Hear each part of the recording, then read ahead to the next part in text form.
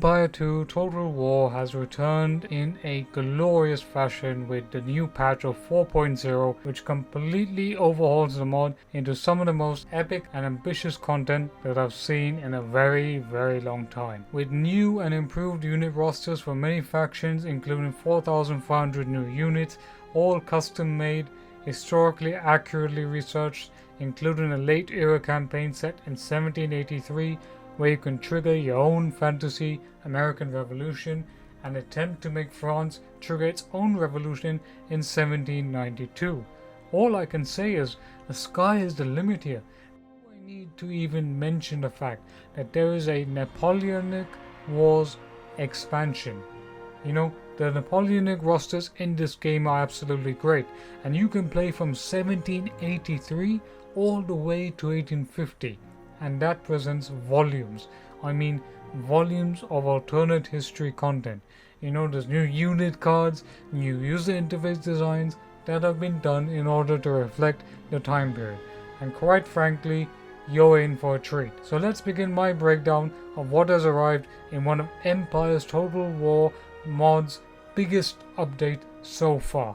Only briefly looking at the 1783 campaign, you'll see that there's a lot of new changes to factions and where they start.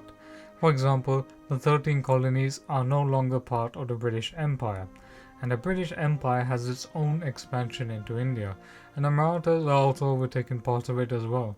Most of the unit rosters are pretty much late tier, and as in France, it's also struggling as well.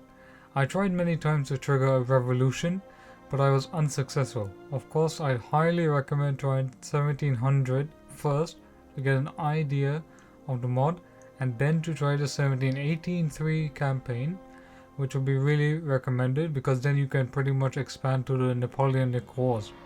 I did find it a bit odd that the French saying 1830 will still contain Bourbon flags, so I want to see that changed with the recruitment of Napoleonic units. So definitely I want to see a change in that, but apart from that, I am really liking what I'm seeing here. Now let's go to the main strength of this mod, the battles, because the units in Empire Total War have gone up in scale, quality and size. Main factions of course have been retextured, and the unit rosters for the Ottomans, Indians, Persians have been vastly overhauled, and I must say I am really liking what I'm seeing here. If you go to the Discord, there are detailed instructions on how to install various submods that reduce firing arcs, smoke, you name it. The mod installer does it for you. However, if you want to learn how to mod the battles with different submods, then I highly recommend checking out TSJ's video that goes into excellent detail as to how to do it. The battles for me are definitely better on a big scale. There's a lot of optimization that you can do within the preference script to suit your needs. It feels like a new Total War, and I've been having some of the most epic battles. You could play as any faction as you want. There's 26 new unique cultures. Play as Afghanistan, play as who knows what, play as the pirates. You know, I've had battles playing as the Spanish attempting to take the Netherlands. I've had battles where I'm trying to play as the Ottomans and fight against the Austrians. You know, there is so much epicness involved within the battles. The battles feel as if it's a new remastered version of the official sequel that will come obviously when Creative Assembly will. Although I don't know when that's going to happen.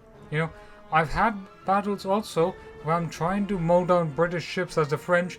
I've not been very successful on that.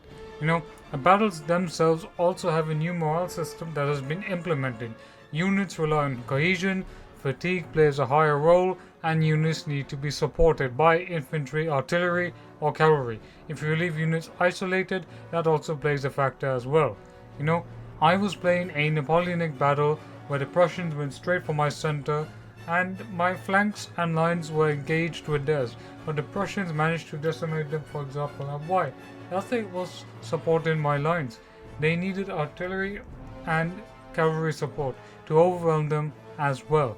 But that doesn't mean that elite units can function that weakly, but they are elite, they can stand for a while, but they need support. VDM, which is a little bonus, which does give you decisions and factors that you might want to have a look at.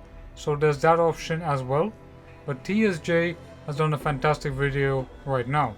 Also, the Terminator has covered an excellent video covering this fantastic mod. So go ahead and check out both of these fantastic YouTubers.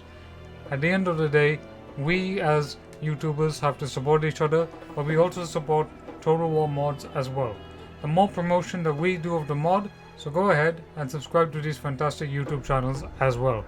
And all I will say is that at the end, this is one of Empire's Total War biggest mod updates I've seen in a long time. It's fantastic, and modders have really made and transformed Empire Total War into something magnificent. This mod is that.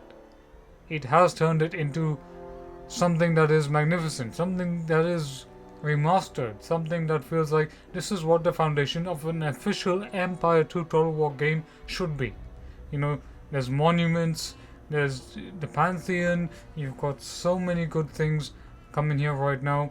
Now, quite frankly, all I'm saying is it looks great, it feels great, and it is a fantastic mod. So download this mod on ModDB, join the Discord, report any bugs, and keep on playing this game, playing this mod. And also, the modder is very active and he's fixing as many problems as he can, along with a whole bunch of other modders as well. They're doing great work.